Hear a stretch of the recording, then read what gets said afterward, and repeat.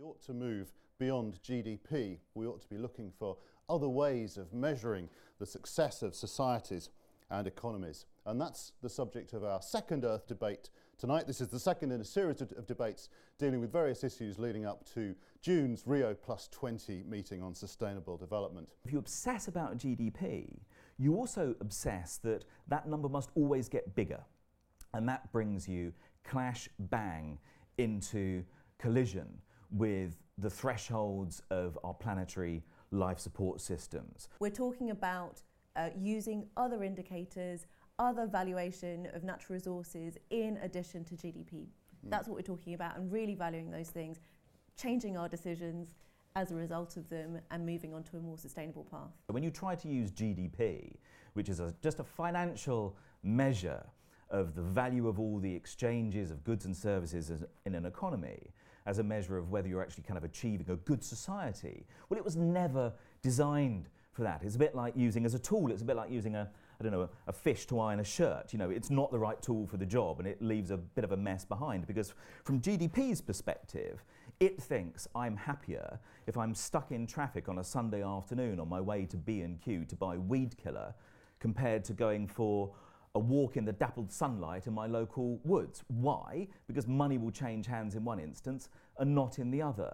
Well, GDP is purely, it's been said before, one measure of economic output. It's not supposed to measure natural capital. So we're not necessarily saying we have to throw GDP away and everything else takes over. I mean, it's not necessarily a bad thing, but it must not be used alone in isolation, because it gives completely the wrong measure. There already is a lot of metrics around measuring your carbon emissions, measuring your water, the evolving ones around natural capital. You mentioned the economics of ecosystems and biodiversity, the kind of umbrella. We have indicators, we've got statistics. Look at the Human Development Index. You know, I mean, I was online today looking at it. It's an extraordinary resource. We have endless ways of measuring what we need to measure. I don't think that's the problem. The problem is deciding on one and going with it. What we're failing to do is speak the language of economists. And this is one way of speaking that same language. And I think that is key to really generating a shift towards a greener economy. So we really need to engage the accountants. There are thousands of accountants in the world that most of us sort of think their jobs might not be the most interesting at the top of the interesting job index. But actually these people, you know, are very good at measuring and counting things, and actually we put great trust in them every day. So we're doing some work with the Climate Disclosure Standards Board, which is looking at just for climate change, but this work will evolve in saying how should formal accounting systems account for climate.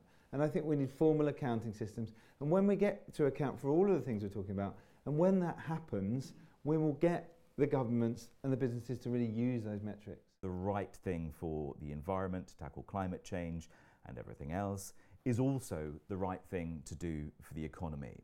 If you just take one sector alone, and you could look at everything from housing to farming to transport, but if you just take energy, and you take the estimate of Deutsche Bank that pound for pound, if you were to invest in expanding sort of multi-level renewable energy, and to do that instead of rebuilding worn-out, old, highly centralised, old-fashioned coal, etc. grid generation, pound for pound, you would get between 2 and 4 times the numbers of jobs. I think there's a huge opportunity in an age when we have to build energy security, where we have to decarbonise the economy. Uniquely, the green economy has something immense to offer. It has jobs to offer, it has energy security to offer, it has more convivial ways of being and living to offer. So I think almost uniquely at the moment, in answer to those people that you asked the question on behalf of, I think the green economy has answers that no other economic perspective has at the moment. We have to start somewhere. And I think Rio+20 offers that opportunity to get more governments into doing these types of indicators, using a wider range of indicators and transparent measures around what they're doing and what their aims are. And as I said, talking about the impact of those kinds of shifts.